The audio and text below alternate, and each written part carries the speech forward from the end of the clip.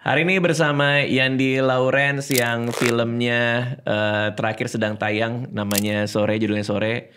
Yandi, apa kabar? Baik. Gue udah nonton filmnya. Terima kasih Radit. Jadi awalnya tuh Sheila Dara datang sini. Betul. Dia mau ceritain film itu juga kan. Ya udah ngobrol-ngobrol, terus dia bilang nonton ya gitu. Ya pasti nonton kok pas weekend gitu. Nah si Anissa kan lagi nggak ada di Jakarta. Akhirnya nonton sendiri lah, bilang sama Anissa, aku nonton sendiri deh gitu, karena aku udah janji sama Sheila. Datanglah nonton sendiri di itu hari Minggu di Campville. Oke. Hari Minggu di Campville. Pas gua mau masuk itu anak kecil banyak banget, Pak. Jadi kayaknya tuh ada film lain tuh, film anak-anak, gua nggak tahu apa tuh. Gua masuk, pas gua keluar mata gua udah mulai sembab-sembab gitu di antara anak-anak kecil. Ini kenapa nih orang tua sendirian Keluar jalan pakai hoodie kayak bengong. Gila, itu menurut gue film itu luar biasa sih. Yang gue mau apresiasi dulu tuh directingnya sih. Dari frame pertama yang by the way, ini gue disclaimer dulu ya. Oke. Ini full spoiler. Jadi yang belum nonton sebaiknya stop dulu nonton yang podcastnya. Belum nonton mending nggak usah nonton ini, Iya. nggak usah nonton podcast ini. Kalau misalnya ada yang nonton dan mau terlibat sama semua diskusinya, ya udah silakan nonton aja. Tapi ini kita kasih tahu dulu, ini full spoiler film Sore. Iya. Oke. Nah sebelum gue ngomong soal frame-nya, directingnya, karena ini full spoiler ya. Iya. Ceritanya soal apa Sore ini? Kan lo promo kemana-mana lo gak bisa cerita tuh. Ceritanya soal apa film Sore? Oke, izin disclaimer sekali lagi. Jadi teman-teman yang kadang-kadang ada tuh orang yang kayak gue spoiler nggak apa-apa sih. Tapi kalau boleh mengajukan dengan sangat keras, sebaiknya sih dihindari karena ide buat nggak spoilernya lahir dari pengalaman. Even gue, Sheila, semuanya Mita gitu. Dion pas nonton, ada pengalaman nonton yang beda ya kalau lo nggak tahu gitu. Jadi kenikmatannya akan nggak maksimal sekali kalau tahu spoilernya. So ceritanya adalah, ayo tinggalkan kalau belum nonton. Ceritanya adalah masih ini peringatan terakhir. Peringatan terakhir. Ceritanya adalah Sore time travel untuk ngubah kebiasaan hidup Jonathan. Karena di 8 tahun dari titik filmnya mulai dia meninggal serangan jantung. Oke.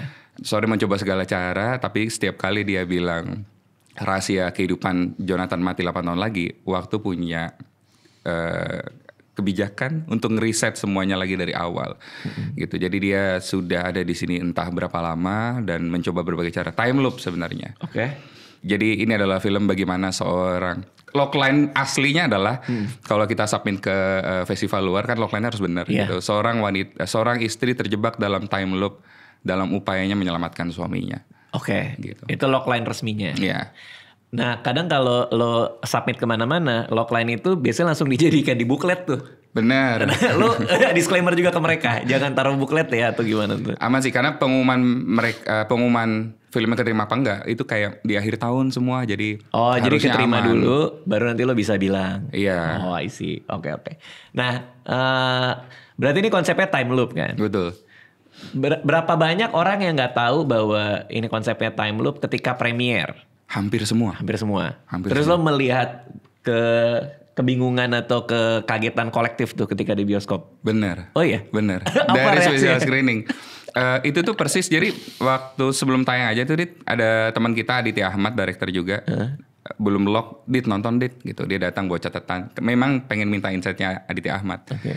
Catat ada 1-2 poin gitu, nyender. Begitu midpoint ini time loop, disimpan bukunya. Tegak nontonnya sampai habis. Terus gitu sampai habis. Nah, kumpulan kayak gitu terjadi berkali-kali, special screening sampai premiere. Banyak orang tuh yang kalau kita lihat dari belakang tuh, udah nggak nyender gitu. Iya bener. Udah, jadi lebih banyak reaksi kagetnya kena secara emosional. Oke. Gitu, karena mungkin di depan Sheila sore udah kegambar seperti perempuan yang lala lili gitu. Iya. Begitu lihat painfulnya, semua ikut terluka gitu. Oh iya lagi. Gue juga nonton gitu lagi. Gue nonton biasa ya kan, jadi gitu. Begitu dia time loop yang pertama tuh, di film pertama gue kayak, wah anjir nih film yang kayak gini nih gitu. Terus gue maju lagi, terus mas-mas depan gue deketan mas. Sampai ke bawah, sampai napasnya kena leher. Itulah gitu ya.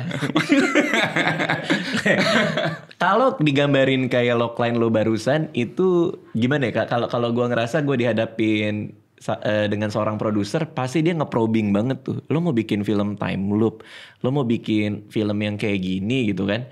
Which is konsep time loop kan dari Groundhog Day segala macam kan udah ada lah ya gitu. Cuma maksudnya ketika lo menghadirkan logline itu kan belum kebayang ya secara estetikanya kayak gimana filmnya, logline kayak gimana. Lo menghadapi tantangan itu nggak dari produser-produser yang nerima logline itu gitulah. Benar. Ketika bilang, lo yakin lo bikin film kayak gini Andi gitu? Itu gimana? Tantangan itu ada. Kalau produserku sendiri kan running cerita film tuh PH kita sama sendiri, ya Suryana Paramita. Nah Mita di backgroundnya juga penulis. Jadi dia, tapi sekarang posisinya produser. Jadi ada bercandaan internal dia kalau Mit gue ada ide. Kalau dia lihat gue bersemangat dia udah takut nih kayak ini kayaknya ide susah tapi gue bakal suka. Jadi waktu cerita nggak ada masalah, Mita juga udah suka. Nah memang tantangannya waktu kita nyari investor. Gitu kan beberapa PH juga udah bisa invest kan bareng-bareng gitu. Nah banyak yang mengkhawatirkan kalau cerita kayak gini penonton tuh siap nggak ya, penonton Indonesia mau nggak ya nonton film kayak gini. Udah gitu 3 negara budgetnya gede. Tuh, jadi kayak ada 2-3 tahun luntang-lantung gak ada yang mau gitu. Gila, nah itu tuh pikiran gue tuh. Sekarang udah 1.500.000. Iya, per hari ini mungkin 1,7. Ya artinya commercially dia viable. Betul. Maksudnya udah jalan secara komersil berhasil gitu. Betul. Cuman di awal-awal gue yakin banget lu pasti kayak nih siapa nih investor yang mau ambil kan. Udah time loop 3 negara. Dan karena gue kan sering berhadapan dengan produser juga gitu. Paradigma mereka kan kayak selalu kayak, ya di penonton Indonesia siap apa enggak. Ini kayaknya ceritanya terlalu cerdas. Ya kan? Ada yang kayak gitu-gitu untuk penonton Indo. Gimana akhirnya lo meyakinkan investor gitu untuk mau masuk gitu? Gue udah satu titik nyerah tuh Dit sebenarnya. Udah kayak, soalnya ditolak berkali-kali. Jadi mental breakdown. Sampai satu titik gue kayak, ya udah deh gue mau berangkat ketemu another investor kali ini nih. Minimal gue bikin temen deh, human as human, maksudnya human to human aja. Gue mau teman. Hidup gue kayak 2-3 tahun sama Mita itu kayak di meeting bisnis gitu. Maksudnya berharap lu terima, berusaha yakin orang. Kali ini gue mau, dan sebagai penulis kan itu menyiksa banget kan. Iya dong. Lu harus tampil meyakinkan ide lu ini bisa kok gitu kan.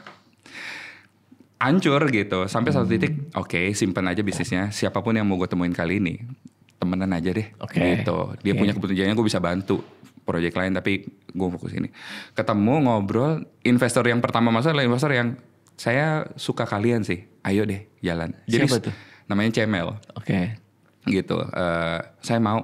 Seneng banget deh dia ngurus kontraknya sendiri, dia ngeprint sendiri, excited gitu. Dan dia bilang percaya sama orangnya. Udah berlanjut entah mengapa pelan-pelan kebuka satu jalan. Dan tidak ada apa ya, yang gue belajar dari Mita adalah gue tuh evaluasi. Ada sampai 1 titik 2 tahun mentok kita ke Mbak Mira. Mbak lihat deh kita apa kita salah ya, kok gak ada yang mau, apa peta bisnis yang salah diperiksa, enggak ini bagus udah bener kok, paling nambah foto sedikit, udah gitu sangat minor. Udah yang gue belajar kayak sikap hati gue kali ya diperbaikin gitu. Gue datang bukan buat ini opportunity bisnis gitu, nggak gitu. Gue berusaha sincere aja kali ya ini cerita gitu-gitu. Jadi self contemplating gitu jadinya. Dan gara-gara gitu baru tiba-tiba ada yang mau udah gitu. Emang tadinya lo merasa bahwa gue ada film judulnya Sore, ini opportunity bisnis buat lo nih, lo masuk ke sini lo cuan gitu? Ada itu di dada, gue nggak bilang, tapi selalu modelnya gini, udah kami minta kan, Pak silakan Yandi akan menceritakan ceritanya. Udah gue storytelling itu verbal, jadi ceritanya begini Pak, dari segala macam, bagus. Minta silakan peta bisnisnya, ini Pak gini segala macam, dan dia akan menanyakan banyak pertanyaan yang meragukan proyeknya kan. Nah gue meminta harus bisa menjawabnya dan meyakinkan bisa kok Pak, tapi juga nggak mau over promise. Jadi ada rasa kayak gimana ya, menjual karya sendiri tuh berat banget ternyata buat gue. Jadi dan akhirnya lo apa adanya, lo ikhlas aja. Akhirnya ikhlasin. Pasrah aja. Iya. Sama kayak Sore. Wih, bener. di Act 3 kan dia jangan biarkan waktu nelan aku. Dia udah pasrah kan tuh bener. di udah tahu nggak bisa menang. Udah tahu nggak bisa menang, tapi malah menang dengan cara yang lain gitu. Betul. Which is pengalaman lo juga. Iya, gue baru sadar ya. Juga. Bentar lagi lo akan jatuh nih. Ternyata gue dari masa depan. Podcaster dari masa depan. Oke. Terus udah dapat investor, masuk. Menurut gue kreatifnya itu gak boleh diganggu gugat untuk menghadirkan apa yang lo bikin di layar. si investor-investor ini ada gugatan kreatif gak? Kayak Yan ini jangan di negara ini, Yan pemainnya harus ini, ceritanya gini. Apa mereka lepas 100%? Kalau intervensi kreatif kebuka jalan di Just a Dove kayaknya. Film yang modelannya ngobrol doang, hitam putih segala macam. Ya syukurnya works secara bisnis. Iya. Jadi kayak gue datang agak aneh kayak gini tuh mereka udah kayak ya udah gitu, tinggal mau apa enggak gitu. Untungnya di situ kan. Kan ada aja produser eksekutif yang pengen masuk ke kreatif kan. Bener. Tapi untungnya enggak gitu. Bener. Jadi ini 100% visi lo nih. Betul. Apa yang ada lo gak ada kompromi tuh? Nggak ada. Gila, makanya jadinya kayak gitu ya. Iya seneng banget. Gila. Dari frame 1 pas gue nonton tuh yang ada air warna merah, merah terus ada air jatuh ke lantai gitu. Dan akhirnya itu diungkap kenapa ada di frame pertama, itu tuh gila sih menurut gue, dipikirin semua ya itu ya. Gila sih. Terus lu ngebuka dengan suara SS. Iya. Itu juga keren banget sih. Terus shot di atas kapal dari atas terus ngelihat es, itu langsung ngebuat sense of wonder kita gitu loh. Lu mau bawa gue kemana sih gitu. Film apa ini? Iya, film apa ini gitu.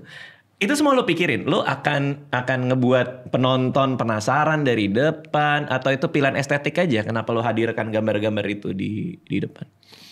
Kalau intensi bikin penasaran sih kayaknya nggak ada. Idenya tuh lahir dari Dion tuh, suatu hari kita nongkrong nobar-nobar gitu. Gue dari Artik dong ya. Ngapain Dion? Moto. Kasih lihat fotonya. Jadi semua foto di film tuh fotonya Dion. Tunggu. Dion tuh ke Artik beneran pernah buat moto doang. Hah? Sehobi itu dia moto. Oh iya? Iya. Jadi keputusan ini di Artik, dia fotografer, itu karena ngobrol sama Dion? Iya, terinspirasi. Oke Yon, kalau suatu hari gue bikin sore, gue mau gambarin lo sebagai fotografer. Ke Artik yuk. Wah yang bener lo kan? Coba tulis aja dulu. Awalnya beneran secara proses kreatif tuh begitu dulu. Tapi kan, jadi gue bahkan menulis tuh di skrip Artik, tapi eksekusinya di Finland. Karena sepertiga lebih murah daripada ke Artik beneran. Oh iya, paham. Gue tulis dengan mental, ini dihapus sih sama Mita nih pasti. Ngapain ke Artik cuma berapa lembar gitu. Itu kayak cuma 3 halaman 2 halaman gitu scene itu, yang scene-nya pendek-pendek gitu. Nah gue taruh di dada, paling takut bikin film kalau keren-kerenan kan. Jadi kayak kalau ini nggak ada artinya, tidak berkontribusi ke pesan, ke dramatis segala macam, itu copot aja deh.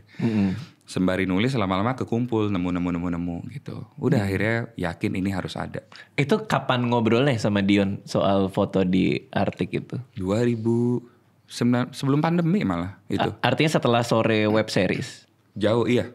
Pas series 17, kayak 19 dia Artik, terus kita ketemuan gitu sebelum pandemi.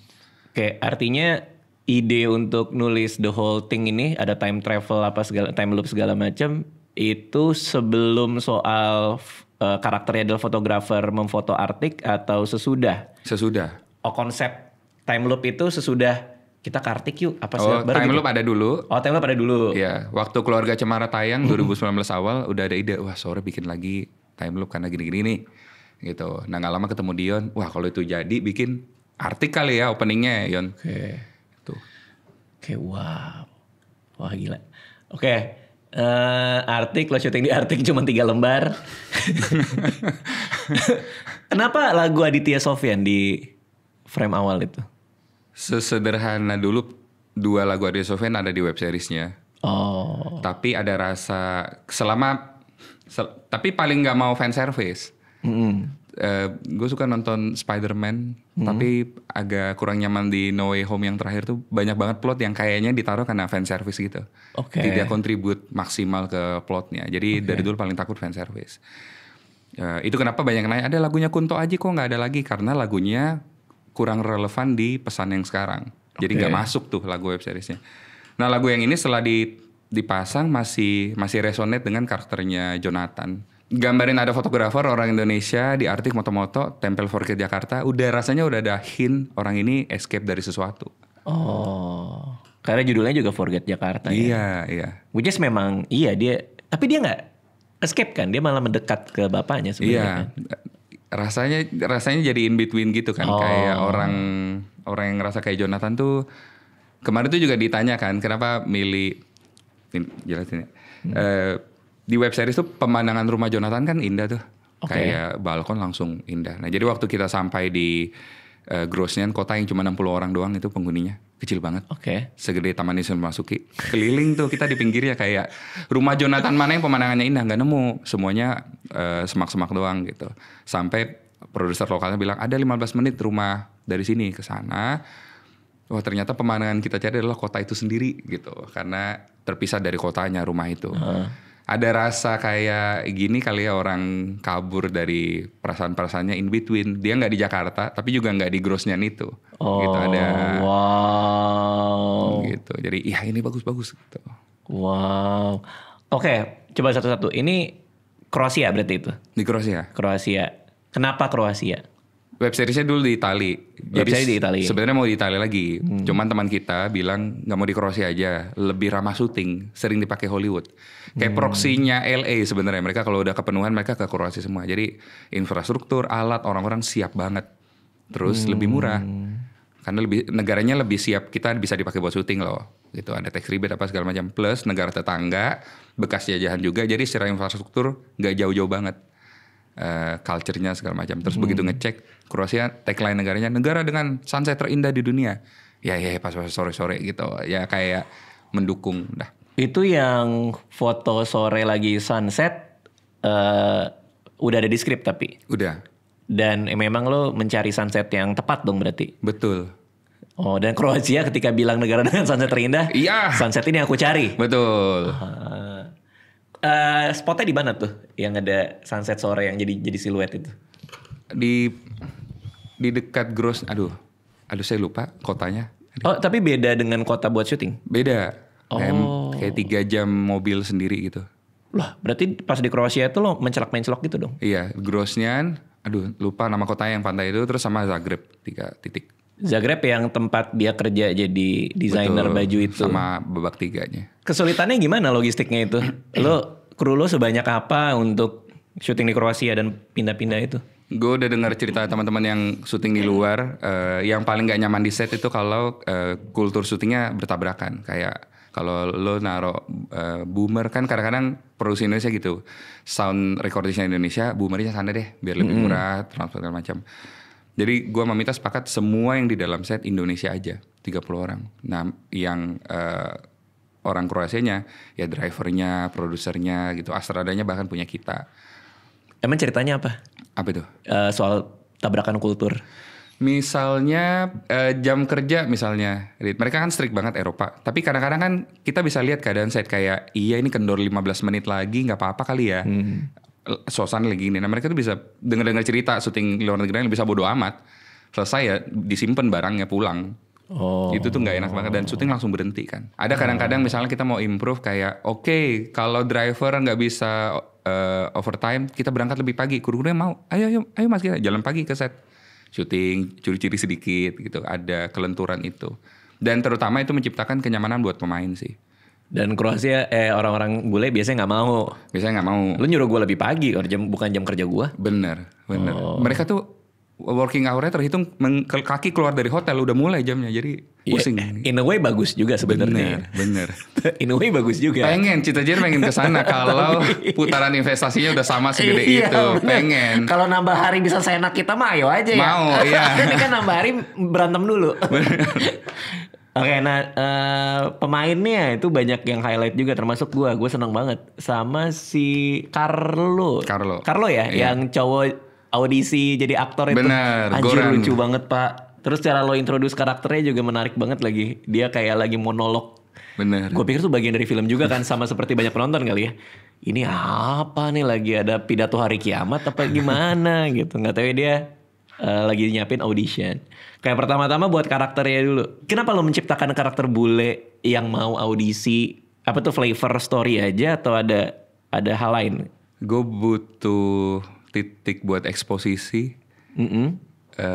Karena film ini kan gak ada eksposisi verbal. Rules-nya gimana. Kita tahu cara mainnya melihat kejadian-kejadiannya gitu. Okay. Nah kronologisnya gitu sih, kayak gimana caranya ya supaya ada bisa hint tentang membahas hal-hal seperti ini. Oke, kalau gue buat dia adalah seorang aktor yang mau main, mungkin topik pembicaranya bisa di daerah seputar dunia, universe, jalan hidup gitu segala macam. Jadi sebenarnya kalau ada scene sore datang terus dibilang nggak ada yang namanya parallel universe, itu bentuk kesombongan bla bla bla. Kayak itu kayaknya hanya mungkin tercapai kalau dari awal dia seorang aktor yang kayaknya kebetulan main pementasan tentang time travel dan semacamnya gitu. Oke, tapi kan itu nggak terbahas di dialognya, apa ada ya? Ada ada ya? titik sore sempat ketemu Carlo. Dia lagi latihan terus sore duduk bicara bahasa Koreanya panjang banget. Dia bilang, Oh iya. Oh jadi lo butuh bantering itu. butuh. Karena sore mau ngobrol sama siapa ya? Dia kan harus merasakan itu semua segala macam. Jadi secara kreatif kayaknya butuh wadah yang one day kalau sore penonton butuh sedikit dorongan eksposisi, orang nggak kaget gitu. Oke, dan eksposisi pun juga bisa dipakai untuk Jonathan kan? Maksudnya dia bisa ngasih eksposisi kepada Jonathan, keberadaan dia, apa itu kan dari karakter itu juga ya. Benar. Nulis dialog dia pertama kali mau time loop tuh susah banget. Bagaimana caranya? Kan sebagai penulis kadang kita ngincar dramatik ya. Tapi juga ngincar eksposisi supaya penonton ngerti. Iya. Gimana caranya bilang ini time loop? Gimana caranya bilang kalau gua ngomong ini gua akan mati, kita akan riset segala macam. Tanpa penonton sadar ini eksposisi Yandi buat kita. Iya. Nah itu akhirnya cari cara gimana logika normalnya, wajarnya sore yang udah time loop sekian kali akan ngomong kayak gimana ya. Memang jadi berisiko, beberapa review orang nonton tuh kayak nggak bisa nangkep gitu. Nggak nyalahin juga karena memang tidak digamblangin gitu. Maksud gue pikir ya tadinya sepanjang film itu lo akan ngelepas penjelasan itu. Karena kan kadang-kadang artistic license kita aja ya untuk nggak usah cerita aja. Iya pengennya begitu ya. Iya kan. Nah tapi di Act 3 ternyata lo ngasih penjelasan mekanismenya. Iya. Nah keputusan itu memang karena tadi lo bilang ya supaya penonton dapat pemahaman lebih utuh soal the rule of the game, atau kenapa gitu? Kenapa lo harus taruh itu di Act 3 gitu? Gue sering memposisikan diri gue jadi penonton sih di saat yang sama gitu. Selalu takaran cuman kalau gue jadi penonton film ini gue akan nyaman kalau ini ada apa enggak ya. Oke. Nah kayaknya lo butuh itu supaya penonton dapat kejelasan dan keutuhan ketika dan bisa keluar. ngikutin benar. Oh. Gue selalu percaya secinta-cintanya gue bercerita, ya pengalaman penonton penting juga dong. Kan kita ngobrol sama orang aja kita peduli sama perasaannya gitu. Apalagi bikin film. Gue nggak tahu lo mau jawab apa enggak ya. Tapi ada banyak hal yang mungkin menurut gue cukup mengagetkan buat gue. Contohnya kayak misalnya itu kan dibilang bahwa mereka pertama kali ketemu di nikahan kakaknya. Betul. Ya. Terus pulanglah Jonathan ke Jakarta. Betul. Tapi mereka tidak bertemu di nikahan kakaknya. Betul. Lo mau elaborasi itu atau lo mau lepas aja tuh? Lepas aja deh.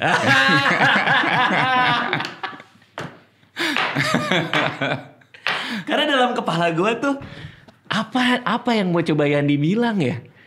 Apa ya bahwa perubahannya itu ada tapi masih lebih baik, atau sore berhasil merubah tapi bisa lebih baik. Nah itu lo lepas aja ya. Cuma itu keputusan dengan sadar bahwa sadar sekali. Gua nggak mau buat dia seperti yang terjadi sore tahu gitu. Betul. Oke.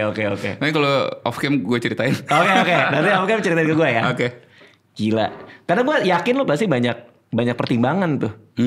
Adegan ini gue bikin gini. Makanya penuh makna itu tuh yang gue penasaran, pengen gue lihat gitu hasil pemikiran lo apa sehingga keputusan artistiknya seperti itu. Oke. Ada nggak yang ini kan kita full spoiler dan orang udah pada nonton nih, termasuk gue juga udah nonton kan. Ada nggak yang menurut lo kita mungkin miss di frame-frame di film itu sebagai Easter egg lah atau hint-hint kecil lah? Ada nggak? Sebenarnya gue pribadi bukan tipe yang suka Easter egg gitu sih.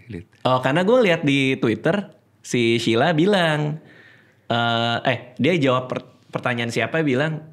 Ada yang bilang ada Easter egg nggak gini-gini? Iya kalau ada tapi perhatiin gitu atau apa? Pokoknya intinya ada gitu. Tapi sebenarnya tidak ada. Sebenarnya nggak ada. Lah gimana sih Sheila? Mungkin dia punya teori-teori sendiri seperti banyak teman-teman penonton ngerasa ini Easter egg gitu. Oh jadi pemainnya pun juga kadang ngerasa kayak gitu ya? Bisa jadi.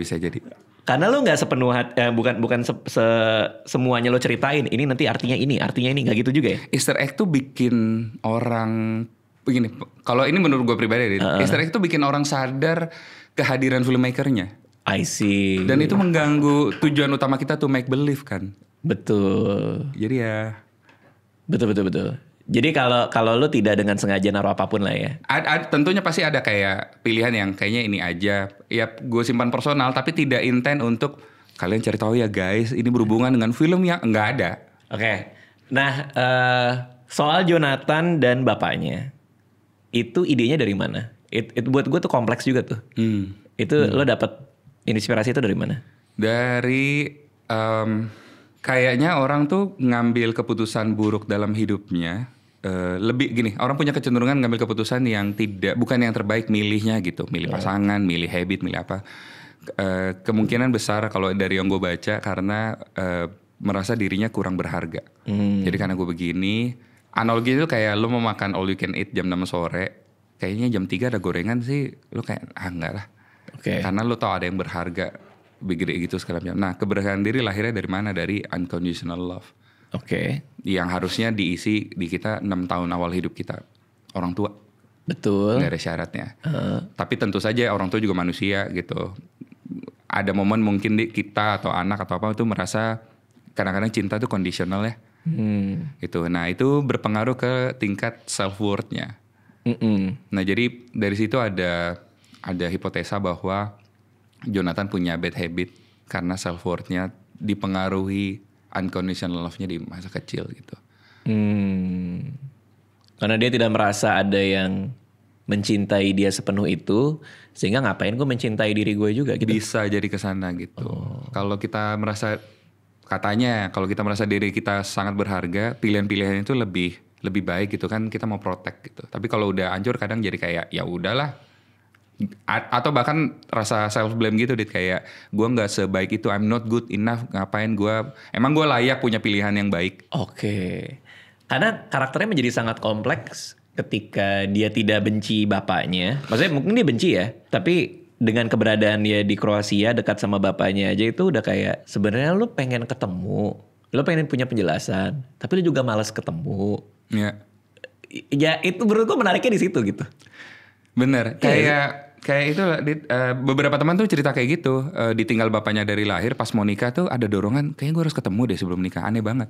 Iya emang gitu ya, aneh juga ya kalau dipikir-pikir ya. Kayak lu bisa benci banget tapi dorongan buat mau ketemu tuh selalu tinggi banget, aneh sih itu. Dan ketika dia sakit atau ketika dia kenapa kita masih care. Padahal lu jahatnya ampun kadang-kadang. Bener. Iya juga ya. This Is Us nonton gak, Dit? This Is Us yang mana ya? Yang 3 saudara, tapi yang salah satunya diadopsi kulit hitam. Enggak. Episode 1-nya tuh dia udah sukses banget, terus datang tiba-tiba dapat email gitu, ketemu bapakmu di mana? Nonton. Dia jadi dokter ya atau apa sih? Apa saintis sebagian rekayasa cuaca segala macam gitu. Lucu banget sih ini tuh. Tok. Gue cuma bilang, gue udah sukses. Itu mobilnya gue beli cash gini. Bapaknya mau masuk, ayo. Marah tapi mau gak mau gitu. In between, anak kayak gitu. Bener-bener. Itu film yang itu kan, cut antar waktunya itu kan. Bolak-balik yang bapaknya ngelihat pas masih bayi, pas mau diadopsi kan. Iya betul. Itu bagus tuh, seru tuh. Oh iya sih, emang kompleks sih. Karena ketika lo menulis karakternya itu juga lo gak bisa hitam putih banget ya. Nggak bisa. Dia jahat sama dia, makanya dia juga jahat sama bapaknya. Jadi nggak ada yang bisa lo telusuri tuh kedalaman emosi itu ya. Akhirnya setelah 4 film, yang paling susah dari filmmaking ternyata mengerti manusia ternyata. Iya ya.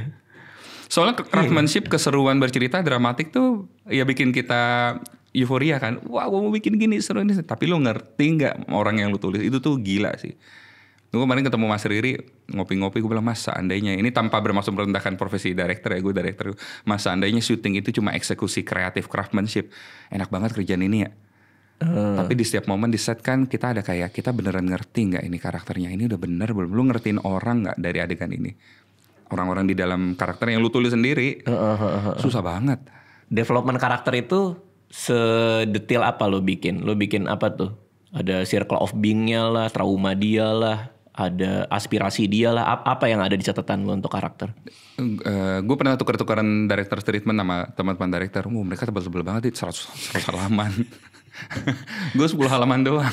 Oke. Itu pun kadang 1 halaman 1 kata doang gitu.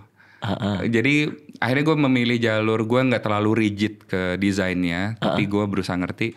Jadi waktu nulis tuh dialognya sering gue lafalin, gue coba gue praktekin. Kadang adegan yang sampai di bioskop penonton nangis, pas nulis gue udah nangis sebenarnya. Gue nggak jago acting, gue aktor amatir, jadi gue lafalin, gue coba. Nah waktu reading, nah itu kesempatan besar tuh, karena aktor bekerja pakai empati, pakai jiwa kan. Iya. Nah denger tuh cara mereka, ini tuh rasanya gimana ya gitu, nguji.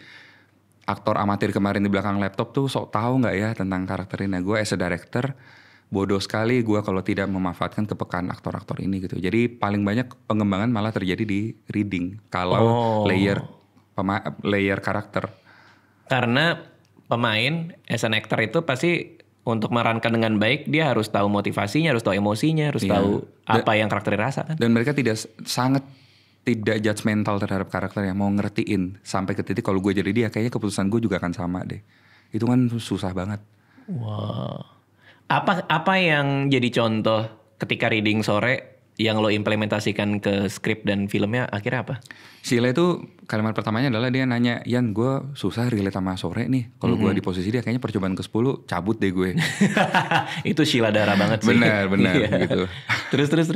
Tampar dulu sebelum pergi. Iya benar dia cabut. Gue bilang iya ya sih benar juga ya. Nah beruntungnya gue cukup aman sama pemain, gue bisa ngaku gue nggak tahu lagi ya bener juga ya gitu. Iya bener loh. Nyari nemu ada penyelam. Ada kakek-kakek di Jepang deh, itu nyelam udah 600 kali. Gara-gara istrinya meninggal tenggelam. Dia nggak bisa diving, dia ngambil kursus sampai jago. Setiap weekend nyelam tanpa arah aja, berharap kebetulan bisa ketemu jasadnya. Astaga. Grief tuh bisa ngedorong lo jadi kayak gitu ya, ya tergolong obses. Lo mau bilang itu cinta tapi ya udah apa. Kayaknya state-nya sore di situ deh. Makanya ada bagian belakang tuh berubah tuh.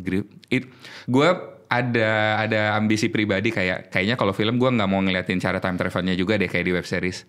Benar. Tapi itu kemudian jadi penting supaya orang memahami sore gitu. Jadi di ending tuh kayak cara time travelnya gitu untuk menunjukkan bahwa ini tuh didorong grief gitu loh. Betul. Itu kayaknya the whole montage itu memperkuat alasan sore sih. Gue setuju sih. Dengan adanya itu kita jadi paham kenapa dia seperti melakukan tindakan seperti itu. Benar, perubahannya sebesar itu dan hasil dramatiknya se-impactful itu lahir dari pertanyaan kecilnya Sheila. Ini gimana ya rasanya sore gitu. Which is tadinya gak ada di skrip. Gak ada. Gila. Makanya ada syuting lagi.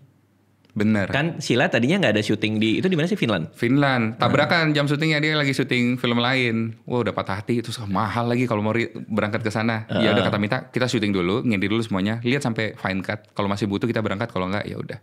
Butuh Mit. Lihat dulu. Lihat iya butuh berangkat. Oke. Berarti Sheila ngomong gitu dari pertama reading karena dia mau ke Finland. Bener. Kok gua nggak ada dalam skrip. Yang keren tuh di fun fact-nya. Itu Goran Bogdan tuh kan tahun ini main short film di Kroasia masuk Oscar tuh. Si yang jadi Carlo. Sama Elsa si Lara Nikic tuh juga di film yang sama. Baik banget dan dia adalah orang yang udah baca semua skripnya, begitu ketemu dia tuh yang ngusulin jawaban longing is good kalau di ending banget tuh. Karena desain awalnya adalah waktu Jonathan bilang longing, dia yang bilang longing ke siapa, kemana, dia nanya nggak tahu gue. Akhirnya gue pindahin semua jadi dialog ke Jonathan kan, dia cuma tutup dengan longing is good. Anjir gue merinding gue, iya sih. Dia bilang gini, gue liat scene sebelumnya, gue ngobrol sama sore, gue kelihatannya ternyata teman yang sangat dalam. Di depan kelihatan hahaha, gue ngerti banget dia ternyata. Dan itu alasan kenapa satu-satunya teman dia tuh gue, karena gue bisa ngertiin dia. Iya, gue kan bilang bahwa ini he's a broken man kan, kata lo Yan. Iya, gue ngerti banget ya. Jadi kalau ada seorang broken man datang dengan mood se-calm ini dan cerita dia merasa longing. Longing itu Yan adalah sebuah crack kecil, crack dari shield yang dia bangun dari semua rasa sakitnya. Jadi kalau ada crack di dalam dirinya, gue harus merespon, longing is good for you. Itu gejala lo akan heal gitu. Terus dia bilang, gue suka banget skrip ini Yandi, lu mau mulainya dengan romcom, hahaha, terus kita tragedi. Gimana kalau kita tutup lebih berani?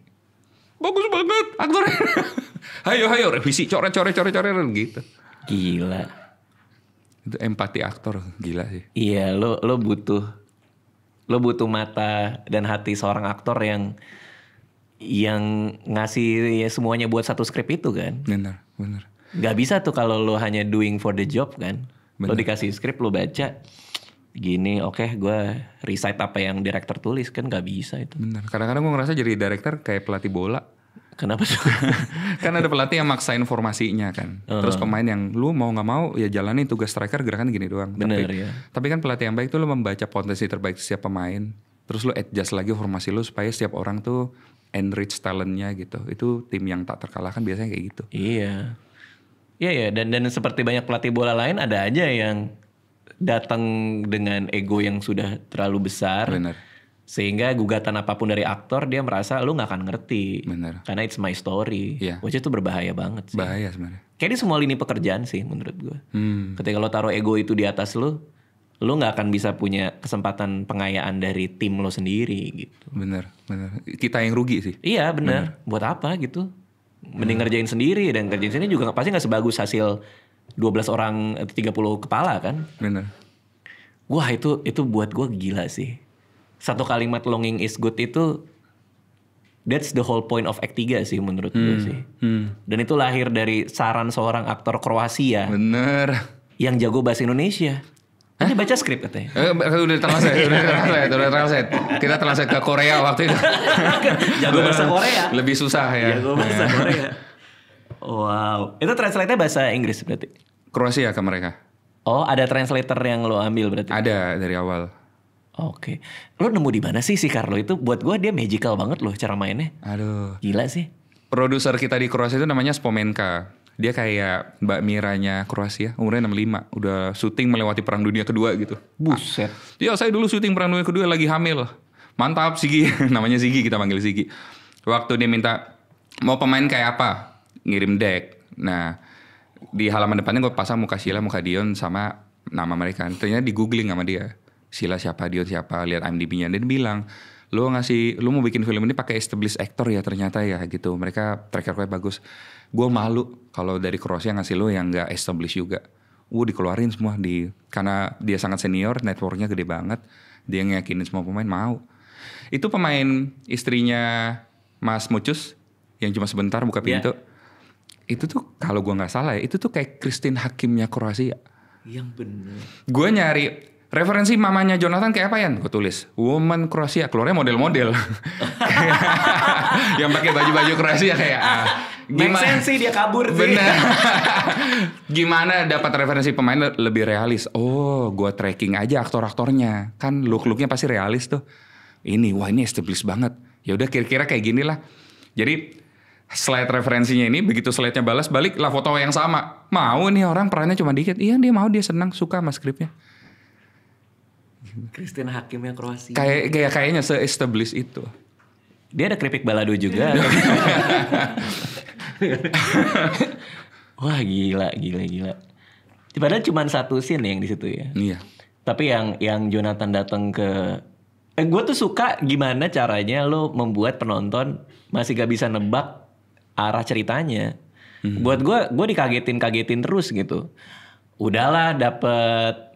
Ya kalau teori kan di midpoint tuh udah false victory tuh.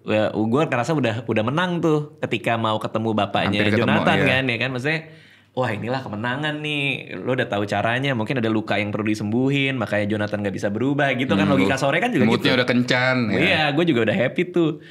Nonton gini udah nyampe di rumahnya. Anjir tiba-tiba sore mimisan lagi. Terus muncullah karakter ketiga kan. Waktu buset lo apa sih tiba-tiba ada karakter ketiga. Dan ternyata waktunya makin pendek. Betul. Keputusan lo apa untuk bikin urgensi itu? Biar tambah kenceng kah? Atau mau turunin ke kejatuhannya dia atau gimana tuh? Waktu itu kenapa ya bisa ada lahir ide waktu ya? Kayaknya kayak tuh so far out aja gitu. Menurut gue ya. Iya. Dua karakter tiba-tiba lo ngasih elemen itu. Kayak kalau gue berusaha ingat ya, sejujurnya sekarang udah lupa, tapi kalau berusaha ingat tuh kayak waktu itu mikirnya mungkin waktu kayak punya sel darah putih kali ya, self immune gitu, yang kayak kalau ada hal yang aneh kan disikat ya sama darah putih kita gitu. Nah ketika sore menyintas segitunya kayaknya mau di-eliminate gitu sorenya. Cuma mikir gitu. Sebenarnya ini sesederhana itu kayak. Tapi as a storyteller ada bikin ticking time bomb-nya juga supaya ada urgensi. Jadi ada itu, ada elemen itu juga kan? Kayaknya di bawah alam sadar bener. Kayaknya di bawah alam sadar tuh waktu nulis tuh akhirnya teorinya ngendap kan, Dit. Betul. Kayak mungkin lu nulis materi stand up kali kan teorinya udah di bawah tuh. Kita udah nggak pakai. Udah nggak pakai. Keluar sendiri. Iya. Begitu dianalisa baru apakah lo bikin ini karena urgensi? Pas lu nanya gue baru iya kali ya. Oh iya. Karena emang berasa bahwa urgensinya nyata dan akhirnya jadi hancur semua kan. Terus gue suka cara lu nge-treat Jonathan mau ketemu sama bapaknya, tapi dia malah maafin ketika ketemu, anjir. Itu kayak bom itu menurut gue. Kayak lu gitu. Aduh ya gue juga suka banget sih itu. Itu gila sangat sih. silent. So powerful tuh. Lo gak butuh dialog, gak butuh apa. Lo cuma butuh foto, bilang udah dimaafin. Itu kata-katanya juga bagus banget lagi. Iya. Apa meskipun cuma kenal 4 tahun apa sih? Apapun yang Bapak perbuat tidak dapat dibenarkan. Tapi terima kasih buat 4 tahun terbaik yang Bapak udah berikan. Saya memaafkan. Anjir gue mau nangis lagi. Fuck. Karena gue punya anak. Buat gue tuh kayak, anjir gue mau nangis. Kayak gue gak pernah di podcast nangis ya. Hah? Gue gak pernah ya? Anjir. Itu sedih banget sih, Yan.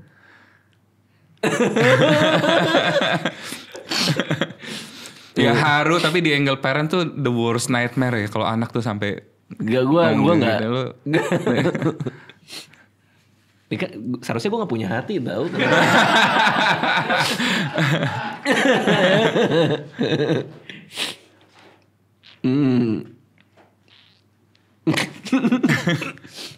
Gila. Wah itu Yan, ya gue tuh sedihnya di situ gue. Ketika si bagian si Sheila sama si Jonathan, ya kita sedih juga ya. Gue ngerasain kedalaman itu ya. Tapi plotnya Jonathan tuh buat gue hits me so hard gitu. Karena gue punya anak kan. Gue ada pemikiran bahwa gue nggak akan mungkin biarin anak gue dalam posisi kayak gitu. Tapi kenapa lu tega ngelakuin itu? Dan ketika sudah mau ada closure sama bapaknya untuk nanya kan, lu tuh kenapa kan? Iya. Dan dia milih buat nggak tahu, milih untuk maafin. Itu buat gue gila gue. Gue ngerasa kalau gue jadi anak atau gue jadi bapak, itu ironi yang apa ya? Merinding kok, iya. Iya kedalaman itu loh. Scene itu tuh lahir dari pertanyaan Ringo sebenarnya. Jadi PH-nya UMKM banget kan. Kadang reading tuh di rumahnya Ringo, padahal dia nggak main, suka aja. Di rumah Ringo? Di rumah Ringo lantai 3 rumahnya. Dia nggak ada kayak bisa kali satu shift di Kroasia. Lagi main di rumah Ringo. Emang manggil, Yan, lu sore udah sampai mana? Baca yuk. Emang suka baca skrip bareng-bareng. Iya. Kadang-kadang gue lagi bikin apa, satu kakak juga baca di rumah dia. Oke. Nah pertanyaan dia itu sekali lagi empatinya aktor. Yan, minta maaf tuh gue ngerti tuh bentuknya. Gue bersalah, gue datang, gue say sorry. Memaafkan, itu apa ya Yan? Wah benar juga ya. Di kepala gue sebagai kreator yang mau bikin dramatik dengan teori semacam. Iya, gue tuh gak cukup peka buat ngerti ide memaafkan tuh apa ya. Riset gitu, cari tahu gitu. Nemu deh memaafkan tuh keputusan lu sendiri, lu harus tahu persis lukanya di mana. Makanya ada dialog di bawah. Aduh, sejujurnya kadang-kadang tuh insting pacing gue tuh ngerasa kayak, aduh, sorry nih panjang banget gak ya? Gue tuh takut gitu, tapi itu necessary gitu. Kayak Dion marah, dia pilih orang lain. Kasih di 6 tahun, aku 4 tahun gitu. Ternyata pas gue riset, kalau lu maafin tuh lu butuh marah dulu, nggak apa-apa. Marah tuh katanya kayak api yang gini. Kita tuh banyak luka ya gitu. Luka itu menjijikan, terbuka, basah katanya gitu. Gue nonton TEDx. Oke. Dia bilang selalu lebih gampang buat kita buat nge-rap semua lukanya, terus tulis aja siapa pelakunya. Bapak, terus dibuka gitu. Selamanya maki-maki kantung itu bapak gue bikin gini. Oh iya. Daripada ambil sedikit keberanian, marah yang sehat gitu. Lihat tuh dalam kegelapan, perhatiin, oh gue lukanya itu gitu.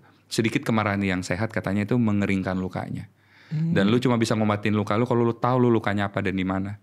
Dia bilang ada tradisi di mana keluarga itu tidak bisa memaafkan pembunuh keluarganya. Oke. Nggak mungkin, karena bukan lu yang dibunuh, lu nggak bisa Oke. maafin. Lu cuma bisa memaafkan pembunuhnya atas absennya bapak lu di pernikahan lu misalnya. Iya. Itu spesifik banget. Heeh. Makanya jadi butuh adegan Jonathan pecah marah tahu apa yang dirasain soal pilihan kan. Makanya waktu sore bilang lu lebih pilih tentang pilihan segala macam gitu. Nah, udah akhirnya pilihannya sampai ke sana. Di draft awal sempat ketemu nggak ya? Ada gitu ide-ide buat nulis. Cuman akhirnya memutuskan buat kayak gitu karena gue berpikir gimana ya dengan orang yang belum sempat maafin bapaknya, tapi bapaknya udah meninggal. Oke. Nggak adil dong buat dia. Ternyata tidak dibutuhkan variabel eksternal untuk lo memaafkan. Oh, sempat ada cabang itu di Di ceritanya draft keberapa ya? bahwa bapaknya meninggal. Iya, Ya gitu kan? benar. Sempat ada Dan itu dia kan? nyesel sekali. Dan dia nyesel. Iya. Tapi kan jadinya nggak closure ya kalau dia Bener. meninggal ya. Betul. Untuk si Jonathan ngomong ke bapaknya bahwa gua maafin dan bapaknya tahu dia dimaafin, itu powerful banget. Bener. Karena ini ada orang yang bersalah. Ya asumsi penonton dia bersalah ya. Kita nggak pernah tahu nih background karakternya kayak apa. Cuman si karakter yang bersalah ninggalin si anaknya ini untuk tahu bahwa anaknya nyamperin dan maafin itu mindfuck banget sih Iya, iya. buat bapak itu. Dan anak orang tua ke anak itu tidak ada rasa marah, benci, kesel, maafin yang lebih tinggi gitu. Karena itu bapak lo, itu anak lo. Maka untuk punya konsep maafin bapak atau maafin anak itu dalamnya dalam banget. Gimana ya, ngerti gak sih maksud gue? Setuju. Kayak lo berantem sama temen ya udahlah. Iya. Ya lo bisa maafin temen gitu, tapi maafin orang tua, maafin anak itu kan butuh kedalaman dan kompleksitas yang lebih tinggi kan. Bener. Itu Gede sih. banget tarikannya. Ada gue pernah baca lupa di mana dia bilang bapak itu katanya etalase keilahian gitu. Kayak Oke. bagaimana lu melihat bapak lo, itu nanti cara lu melihat konsep keilahian, ketuhanan gitu. Jadi kayak kalau lu bermasalah sama bapak lo, susah tuh lu terhubung dengan gitu tuh, kayak correlated soalnya. Maksudnya figur otoritas pertama di hidup lo, provider pertama. Kalau di breakdown sosok bapak, lu bisa menemukan irisan yang sama dengan bagaimana lu melihat Tuhan. Dia menyediakan, dia nolong, dia I nampung. see. Jadi kalau lu berkonflik dengan bapak lu, susah lu lihat Tuhan. Make sense. Oke, wah itu seru banget sih. Apa kesulitan terbesar ketika ngebuat film ini, secara teknis dan secara skrip, secara apapun lah yang bisa lo ceritain? Syuting Just a Dove tuh gue udah gak lihat skrip hari H. Bukan karena apa, karena cuma 70 halaman jatuh cinta itu. Dan karena di lulus pandemi gue baca berulang, hafal. Oke. Scene apa scene ini, kadang sampai hafal nomornya. Yang ini kan pada ketawa, oh hafal lo, iya scene-nya dikit. Satu kakak sebelum tag gue selalu biasain baca 2-3 scene sebelumnya. Oke. Biar emosinya nyambung, dan setelahnya treatmentnya segala macam. Sore gue mesti baca sampai 10 kadang-kadang. Karena kan banyak montas tuh. Feeling tuh terjadi hanya bisa lo rasakan kalau lo udah lihat kumpulan adegannya tuh. Di skrip itu tuh jumlah halamannya cuma 91 sore ini. Jadi kadang-kadang satu scene tuh cuma satu baris gitu. Oke. Nah kalau gue mau execute scene sore berantem aja misalnya, atau sore bangun gitu, dia ini bangun tuh emosinya apa ya? Kan gue harus lihat scene sebelumnya, tapi sebelum-sebelumnya juga yang mana banyak belum di tag. Oh. Atau simpelnya pas syuting ini, kan kalau syuting master dulu ya, adegan penuh dulu. Master shot dulu ya. Iya, berasa tuh emosinya. Oh, mood scene-nya kayak gini, berhasil nih dramatiknya. Pecahannya gue di sini. Tapi ini kan begitu lu bikin master cuma jebret. Arc-nya itu nggak di dalam internal rhythmic scene-nya. Arc-nya itu ada di external rhythmic scene 10 scene setelahnya. Oke, iya. Jadi gue nggak punya pegangan, ini rasa yang benar apa ya? Bener. Gue kemarin mau posting promo-promo nyari BTS, muka gue sama Sheila Dion pas syuting ya. Stres semua mukanya, kayak syutingnya gak bahagia nih gitu.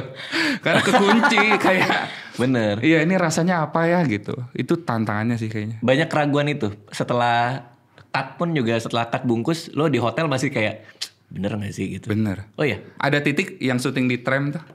Yang di tram tahu. Kita tuh nge-book satu tram keliling kota. Udah isi tram itu kru doang. Dan kamera sempit kan. Jadi kalau kamera lagi kesini, kru semua di belakang ngular. Mau reverse, pindah dulu, ribet. Udah begitu udah pindah ribet, Sheila sempat datang seperti biasa. Ian, kayaknya ada yang miss deh. Hah, apa sih? Apa ya? Sering gitu tuh dia. Cuma bisa ngerasa tapi nggak tahu. Oh, terus? Oh, reaksi lo bilang waktu marah itu nggak tepat karena kita udah tag dia bangun tuh emosinya di sini deh, gede banget. tadi tuh takutnya nggak segede itu, nggak nyambung, gue jatuh kaget sama bangunnya gue gitu. Wah ya, teman-teman maaf, boleh balik lagi nggak? Yo, semua balik lagi gitu. Karena saking banyaknya dan sangat cepetnya scene-nya, kadang-kadang kita lepas gitu, nggak tahu emosi yang benar apa gitu. Tapi di kepala lo rangkaian cut-nya sudah ada atau di editing banyak yang berubah juga? Karena kan itu sangat-sangat heavy di editing juga kan? Sudah ada, Hendra editornya melihat potensinya kadang-kadang di-expand. Kayak gue membayangkan misalnya se-rapid ini sama dia di-rapid terus lebih panjang gitu. Kayak scene dia ngobrol di dalam tenda tuh yang dia bilang Damoram ini nih. Kalau aku bisa mengulang 10.000 kali aku terus dia kayak artinya apa? Artinya apa? Good night. Terus cut ke Blue Hour dia mati tuh. Iya, tahu. Itu idenya Hendra. Karena scene itu sebenarnya penuh di awal sama dia dipecah gitu. Oh iya. Iya, karena dia cuma lahir dari kayak dia ngelihat scene salah satu shot yang gue bikin aja deh, mungkin gue taruh di ending banget nih. Dia lihat ada sore mati Blue Hour di malam hari. Terus dia ngerasa lu punya dialog good night, gue tempel kali ya kan. Jadi sore bercanda bilang good night tapi gue tempel gambarnya nih good night mati. Gitu. Bagus sekali Hendra, terima kasih. Hendra Adi. Bener ya, kerja kolektif kreatif banyak orang ya. Itulah filmmaking ya. Gue pertama preview, gue ada nangis yang sampai nggak bisa napas gue di bagian mana? Waktu dia gini nih yang oke, harus dari awal ya, kita ulang satu-satu. Di skrip itu, yang setelah dia ketangkap polisi. Iya, itu lucu sih. Iya. Itu mah lucu tuh. Tapi setelah itu. Iya, habis itu kan ada montas lagi dia ngulang dari awal, paprika jatuh segala macam. Yeah. Di skrip itu tuh ritmik montas gue tulisnya. Jadi montas based on suara. Suara ini jatuh gubruk serak cepet. Karena gue rasa penonton udah tahu lah ya, tapi gue mau ngasih lihat lu ini dari awal loh, bikinnya cepet. Sama Hendra, dia pasang musik piano, ngasih lihat pelan-pelan. Jadi dia cutting montas yang nggak pakai suara, tapi pakai emosinya sore. Jadi impactnya ke gue tuh kayak lu ngulang lagi, terus musiknya romantis. Ini tuh painful, capek, tapi lu willingly buat ngulang dengan mood kayak gini. Gue kayak, wah jahat banget sih Hendra, aduh gitu gue. Apalagi karena lo tahu kalau yang nulis ya, apalagi ketika ada dialog si Jonathan nanya umurnya berapa, ratusan tahun kan. Iya. Kita nggak pernah tahu berapa kali dia ngulang kan. Bener, disamarkan aja. Wah gila, oke. Ini udah panjang banget kita ngobrol. Cuman gue mau nanya ke lu, ada beberapa pertanyaan dari. Jadi di YouTube gue ada YouTube membership. Kita ada Discord channelnya. Nah orang boleh nanya pertanyaan apapun ke tamu gue. Gak semua tamu sih, tapi kalau lo gue buka karena sebelum gue nonton sore. Di Discord gue rame tuh, bang harus nonton sore. Gue abis nonton dada gue sesek apa segala macam. Ampun. Makanya gue gue buka. Nah kalau ada yang mau ikut ke YouTube member gue tuh link ada di deskripsi. Kalau siapa tahu ada tamu lain yang mau nitip tanya juga. Oke. Titip tanya ke Yandi Lawrence. Ini banyak banget bro, sumpah bro. Ayo. Oke. Dari Alim. Bang Yandi, dulu aku pernah ikut diajak sharing-sharing soal penyutradaraan di IKJ. Waktu itu komunitasnya masih kecil. Pernah lihat lu berarti, pernah ikut lu. Bener. Aku terharu banget ngeliat perjalanan Bang Yandi. Dari zaman aktif bikin short film, terus lanjut ke web series, iklan, sampai sekarang bikin film panjang.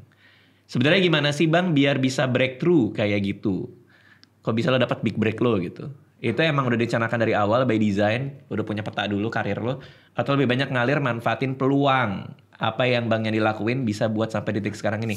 Kayaknya ini orang datang sama-sama mau jadi sutradara atau kayak gimana, karena datang ke forum lo nih. Dia penasaran breakthrough-nya gimana cara gitu. Gimana tuh Yan?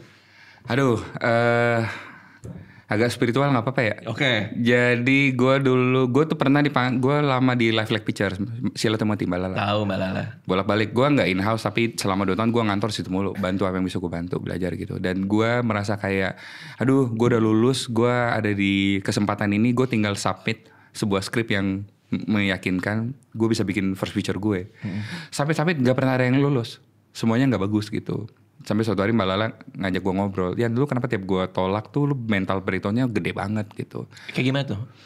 Kayak gue apa ya, gue gak bisa nyembunyiin ekspresi gue sebenarnya. Jadi kalau gue down, gue sedih, gue apa kelihatan banget. Gak bisa natap orang, gak bisa dia ketawa lagi, gak mau makan gitu, gak bisa nyembunyiin.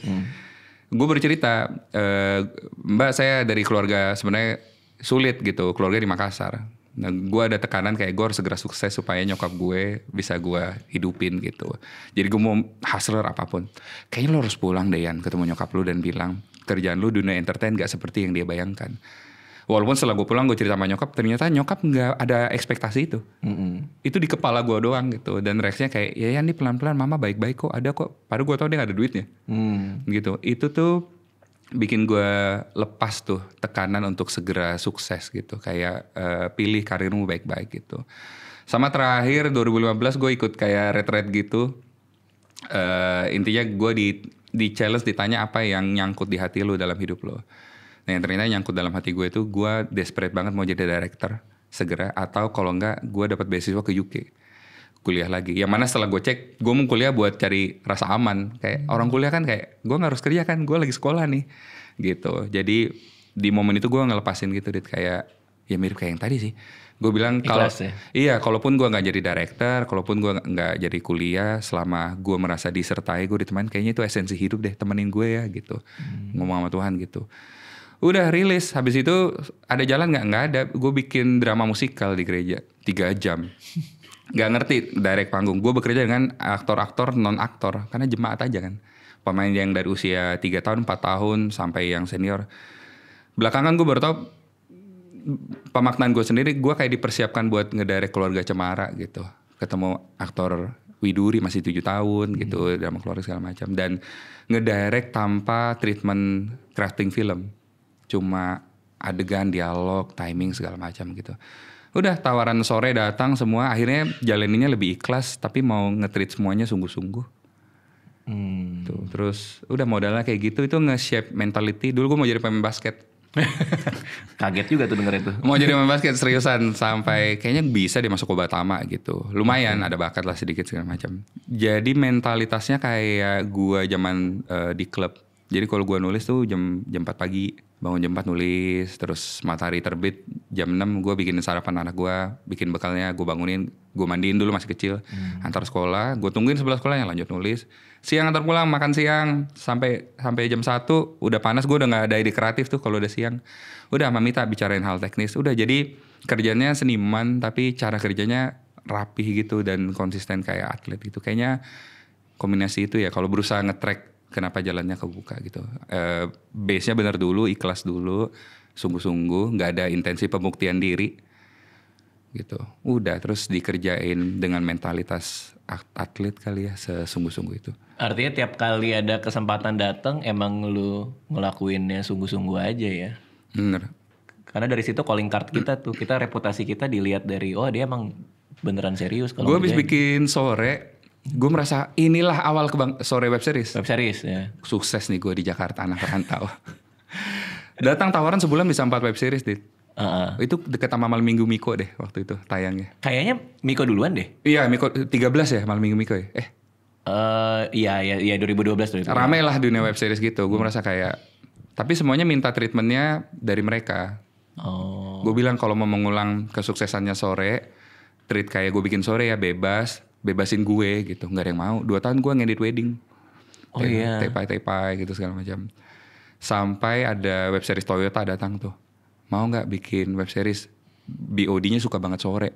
Terserah Yandi, boleh terserah, udah gue bikin gitu. Itu yang mengakhiri cinta ya? Mengakhiri cinta. Dari situ gue makin yakin kalau gue dibebasin, gue percaya kok gue tuh punya rasa tanggung jawab gitu. Campaign lu nggak akan gue rusak, kasih tau gue aja visinya, gue kerjain gitu. Gue suka, mentor gue pernah bilang, orang kalau nggak tahu pemanah kalau nggak punya target, dia akan merasa setiap lempasan tuh kena target gitu. Dan selalu merasa distraksi adalah kesempatan. Oke. Kalau lu jadi lo harus punya target dulu. Lu tahu lu mau bikin kayak apa. Ini konteksnya per project kan berarti. Oh, project ini gue mau bikin targetnya kayak gimana gitu maksudnya. Benar, tapi secara makro juga lu tahu bakat lu atau kecenderungan kemana, ya lu stick dengan itu. Kalau ada tawaran lain yang tidak bisa berkontribusi langsung ke situ, lu bisa pilih cari mana yang paling efektif mendekatkan lu tiba di situ. Oh, artinya banyak juga tawaran dari brand tapi lu nggak dikasih kebebasan apapun. Banyak sekali, mayoritas sampai sekarang. Akhirnya lo tahu, kayak gini nggak gue ambil gitu. Iya. Oh, ke situ maksudnya. Ya, hidup di bawah garis kemiskinan. Karena kan memang brand kadang-kadang punya ininya sendiri, punya kemauannya sendiri. Kadang-kadang merasa lebih tahu lagi dari kita. Benar. Ini soft sell kok Mas. Pas lihat ini mah hard sell. Bener-bener. Karena susah tuh itu mencari batas kompromi artistik itu ya. Iya. Itu tuh garis yang orang harus tarik sendiri garisnya mau di mana gitu. Benar. Oke. Wah, tuh mudah-mudahan ya si Alim tadi itu bisa punya jalannya sendiri juga. Amin. Ada ini bro, ini banyak banget sumpah, gue nggak bohong gue. Ini biasa gue ngambil cuma 3 doang nih. Tunggu.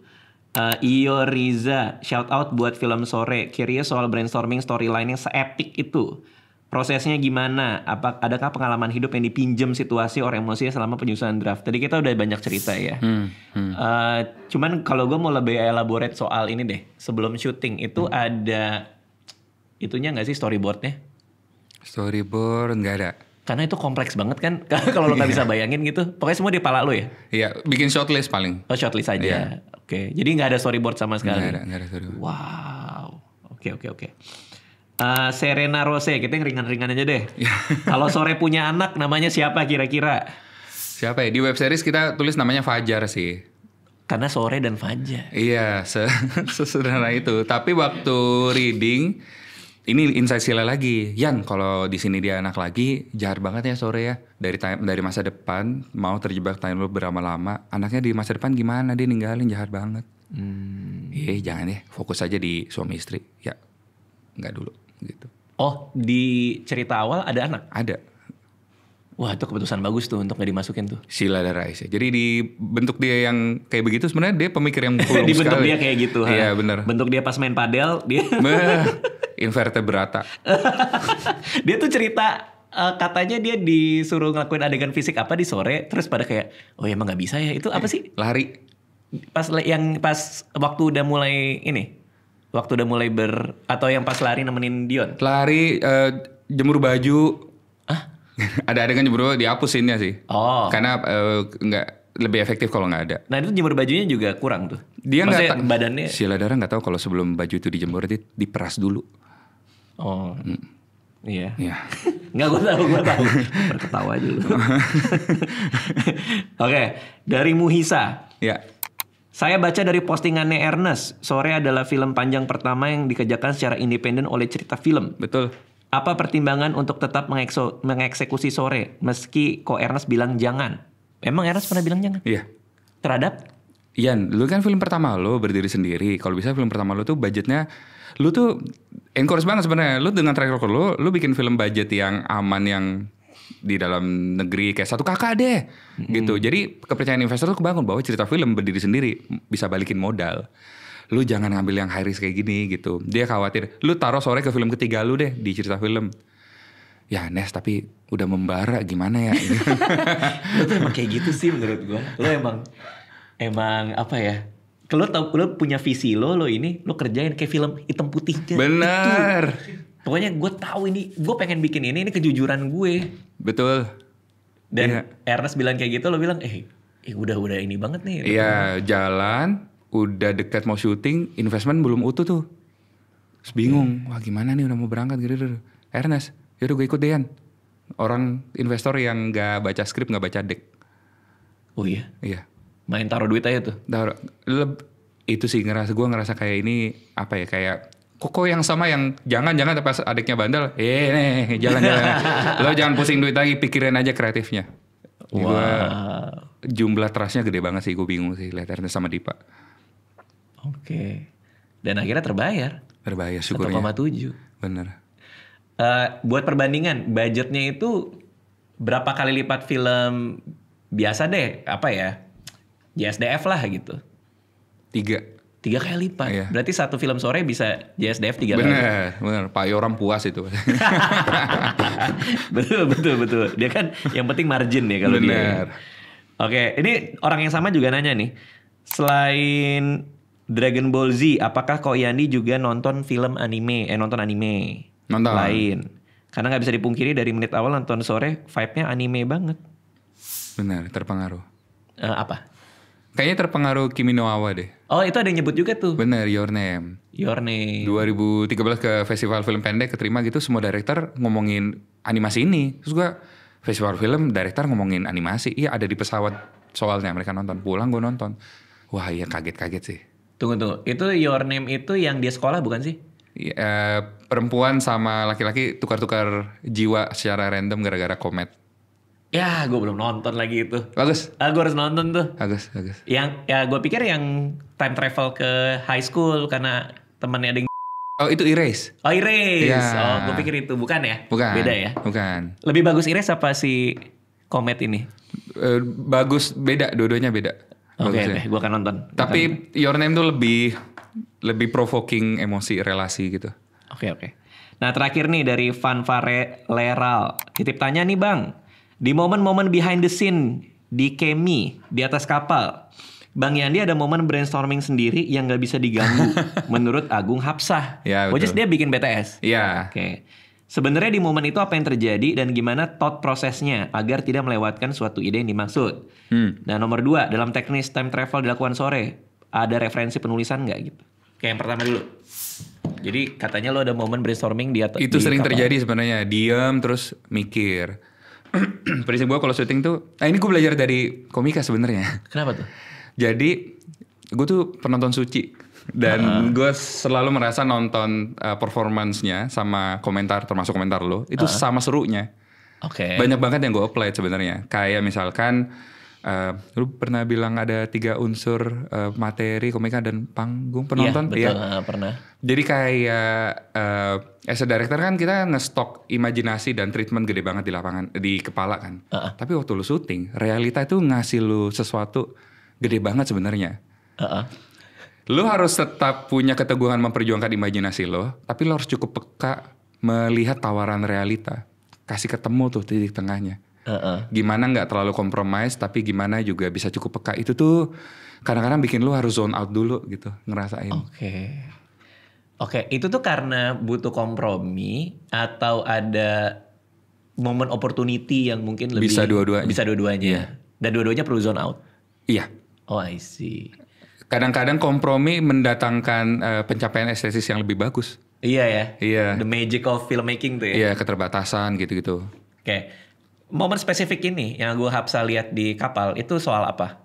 Wah, udah lupa ya. Nggak ingat. Pokoknya ada lah lo mikir di kapal itu ya. Oke. Banyak terjadi kok kalau syuting. Oke, sama yang tadi dia nanya soal teknis time travel film sore itu ada referensi khusus nggak? Nggak ada. Waktu itu cuma mikir kenapa keluar darah, kayaknya nggak ada referensinya. Oke. Next buat lo apa? Ada project film baru lagi nggak? Ini karena lo pasti banyak dapet dukungan nih karena film ini begitu unik dan menarik gitu ya. Orang pasti menanti-nanti film berikutnya kan? Ya, apa di slate lo? Lagi nulis, masih romance sih. Masih romance? Romance ya. Nggak bisa diceritain lagi belum lah bisa, ya. Belum bisa. Apakah Sheila juga yang main? Belum tahu belum juga. Bisa juga ya. Okay. Apakah di rumah Ringo lagi nongkrongnya? Itu iya. Si Gilang di sini dia nonton juga film sore di hari gua nonton. Oke. Gua udah mau ngundang elu, udah kepikiran gua harus bawa Yandi ke sini, gua mau nanya semuanya. Nah, ternyata dia WA gue, "Bang, kamu ngajak Yandi?" Dia bilang gitu. Jadi dia juga kayaknya punya pertanyaan nih. Oke, gimana? Gilang nanya Gilang. Ini kreatif gua. Gua mau ngundang lo, dia juga nawarin.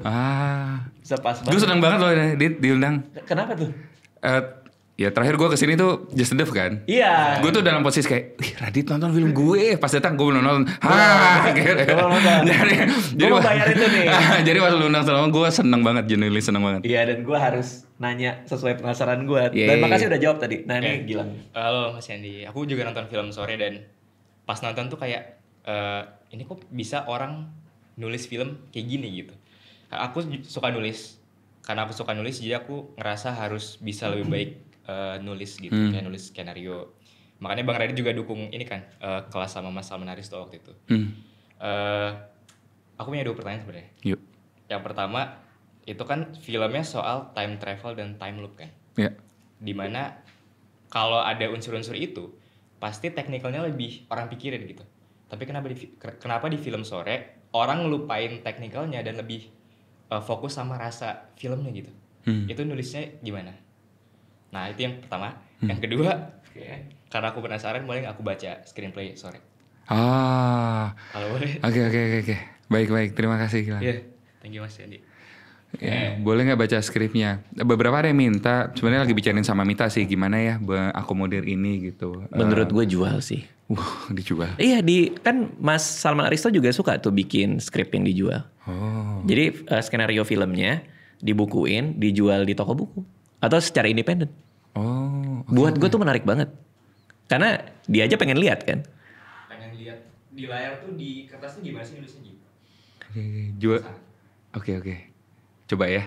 Iya. Yang pertanyaan kedua. Kalau yang pertama, kenapa bisa nggak peduli sama teknisnya? Iya. Pengalaman syuting sore di Italia itu mengubah hidup gue tuh sebenarnya. Karena di IKJ itu kurikulumnya dari Eropa tuh filmmakingnya. Kalau di Amerika kan, ini nalar sotoy gue sih ya, lebih dekat sama industri gitu. Tapi di Prancis tuh kayak di atas director cuma ada Tuhan. Wah gitu. Sangat Outer. sangat outer. Sangat outer. Nah pas syuting web series sore di Italia itu krunya cuma 5 orang. Tiba-tiba bubar tuh, nggak ada konsep-konsepan, semuanya merespon set gitu. Gue sama Dimas tuh di Pigo tuh berubah di situ tuh, bahwa realita itu Dim, kalau lo peka banyak banget tawarnya indah sekali. Wow. Tetap ngerancang aja, tapi itu jadi kayak tadi itu. Nah disitulah lahir gue nggak bisa bikin adegan sore time travel kayak Terminator, ceng gitu, listrik.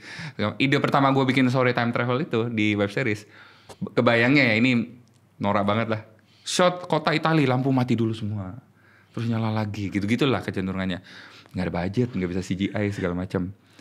Ya udah deh, coba deh gimana melimitasi penceritaan supaya orang bisa tetap jalan. Akhirnya bertumpu pada acting, bertumpu pada perasaan-perasaan manusia gitu. Yang mana belakangan PD penonton juga bisa nerima konsep ini karena kita manusia feeling kan. Misalnya gue masuk ke ruangan ini, gue nggak kenal semuanya. Tapi sama kadang gue bisa ngerasain tuh lu kayaknya lagi nggak apa gitu, dan kita akan merespon itu kan. Informasi tetap nggak datang, tapi kita resonate aja. Kayaknya nonton film juga bisa gitu deh. Iya. Dan itu belief gue kenapa kita suka ke bioskop. Kita nonton mau ngerasain sesuatu. Ketemu deh keterbatasan bergantung pada feeling. Oh iya ini belief nonton film ya. Ya udah stick sama itu jadi gitu. Oke. Nah, berarti emang bergantung sama ini lo aja lah ya. Nggak usah grandios itu nggak usah dipikirin. Yang penting stay true sama cerita yang lo punya kan. Bener. Ada yang bilang ngebahas David Fincher. Dia bilang director tuh dikenal bukan karena apa yang dia bisa buat, tapi apa yang dia putuskan dengan sadar untuk tidak mau dia lakukan. Wow, it's very powerful. Bener. As a director lo hampir bisa bikin apa aja di film lo, tapi yang tidak mau lo bikin itu karakter lo. Oke. Konteksnya Gilang kayaknya juga lebih ke soal teknis time travel ya. Iya. Itu kan time travel punya paradoksnya sendiri tuh. Tapi orang nggak peduli tuh di film itu. Pedulinya sama usaha sore apa. Iya Kak, kayak misalnya kalau sore yang kesini siapa yang ketemu dia di galeri, katanya Iya, udah benar. mati gitu. Lo mengabaikan itu semua berarti. Mengabaikan, iya. Wah, itu butuh keberanian untuk tahu emang ini yang mau gue ceritain. Karena pada akhirnya rasa yang nyampe kan. Bener. Iya gak sih? Bener. Akhirnya rasa yang nyampe kan. Bener. Lagian juga menurut gue ya, kan gue juga baca tuh. Ada teman gue yang nonton film sore, bikin IG story. Terus terus dia salah satu kayaknya nggak kenal lah. Maksudnya nggak relate gitu, nggak dapet gitu filmnya. Kebanyakan bangun tidur katanya. Ya, emang itu filmnya soal itu kan. Terus ada kebanyakan bangun tidurnya. Lah ya, makanya ya kalau nggak ada bangun tidurnya kan plotnya nggak jalan. Terus ada yang dia bilang soal ya bukannya kalau dia time travel seharusnya ini itu. Gimana caranya bisa time travel ke kutub utara, ke Arktik, segala macam. Tapi kan lu kan juga nonton film di mana ada orang disuntikin serum terus dia dingin di es tiba-tiba bawa tameng kan. Maksud gue kayak ini ada orang keluar angkasa badannya jadi kayak karet kan. Gue habis nonton Fantastic Four kan. Ya udahlah, ada artistic license yang kita bisa kasih gak sih? Bener. Iya kan, maksudnya nggak usah terlalu pikirin itu, rasain aja gitu. Ada juga yang review sore di Twitter, gue kan sebelum ketemu lo gue banyak baca-baca juga kan. Ada yang bilang bahwa ya intinya adalah in the end lo masuk ke bioskop untuk pengalaman rasa itu gitu. Bener. Lo kalau musingin banyak banget teknis, lo nggak akan dapet gitu rasa yang mau disampaikan. Bener. Karena ya make believe ya, lagi-lagi kan. Gue pun sebagai pembuat pernah ngalamin itu, Ridit. Oke. Ada satu titik tuh gue kepikir, karena udah nonton berkali-kali, udah mulai kebas, gue bilang sama editor gue, kayaknya titik sore sebelum bilang aku istri kamu dari masa depan, lalu Pancarona muncul, kan Sila lama banget tuh. Who are you? Terus dia susah ngomong kan. Indra, ini kepanjangan kali ya? Mau di trim gak? Saran gue sih jangan, Yan. Coba deh, coba trim. Gue kayaknya oke segini deh. Hendra protes. Yan, coba lu nonton lagi. Nikmatin aja perasaannya. Gue nonton, lihat matanya. Udah ngomong, ih kok gak pendek ya? Gue kelamaan ngedit tuh, yang nyala tuh craftsmanship kreatifnya, creative in treatment gitu. Gue lupa bahwa nonton ini tuh merasakan gitu. Pas gue lihat lagi, iya sih. Makanya lahir tuh, bilang kayak kalau nonton lagi coba deh perhatiin matanya Sheila. Gue menemukan fun fact betapa, untung orangnya gak ada, betapa bagusnya acting Sheila lah. Setelah kita nonton lagi ya, 40 menit pertama yang kita belum tahu ini time loop, kalau lu lihat matanya, dia udah nyimpen bahwa ini ada sesuatu di semua deliverynya. Bagus banget anak ini. Iya. Dan di ending tuh, dia kebayang gak? Lu bisa tahu ini time travel pertama, ini time travel kedua, cuma dari apa? Dari matanya doang. Iya. Bagus banget. Iya, benar. Dan fakta, ini gue mengagumi Sheila ya. Maksudnya fakta bahwa gue as a director tidak perlu eksposisi lagi, naruh tulisan, ini time loop pertama. Karena aktornya nge-deliver lewat matanya. Gue sampai bilang Dion sama Sheila nih ya, menceritakan sore lebih banyak dari yang bisa gue lakukan as a director hanya dari mata mereka. Bagus banget. Iya. Ini aneh gue muji-muji pemain sendiri lah. Tapi gue memang sebagai penonton kayak, wah bagus mereka gitu. Draft 1 berapa menit sih? Draft 1 sempat 110. 110. Draft 1 cutnya. Iya, draft 1 cut. 150 menit. Lo buang 30 menit tuh penasaran kita tuh apa itu. Iya, ada sih. Iya kan? Iya, 30 menit yang lo buang ada plot khusus kah yang akhirnya jadi nggak ada? Ada plot Jonathan bisa mimpi lihat flashes masa depan. Oh, itu lo cabut. Cabut. Oh. Karena dia membuat ada mood keberpihakannya nggak konsisten. Oke, berarti keputusannya bukan durasi? Bukan. Oh, jadi memang 2 jam yang dihadirkan memang itulah ceritanya? Iya, cara terbaik menceritakan film ini. Oke. Gue pikir karena harus 2 jam gitu nggak ya? Enggak. Walaupun setelah tiba di situ minta kayak, yeay. Aduh, makasih banget Yandi, seru banget ngobrolnya. Gue suka banget filmnya. Kita rencananya mau keluarin ini sih sebulan setelah filmnya tayang. Which is mungkin masih ada kemungkinan juga filmnya masih tayang ya, mudah-mudahan ya. Berarti buat teman-teman yang mungkin dari tadi nonton kan suka ada aja yang nggak apa-apa spoiler dan akhirnya sampai di sini nih dan akhirnya aduh kena spoiler gitu. Tetap pembicaraan ini juga nggak bisa gantiin pengalaman nonton filmnya ya. Bener. Jadi kalau memang lu belum nonton filmnya terus maksa mau nonton sampai titik ini, lo nonton filmnya aja. Ayo.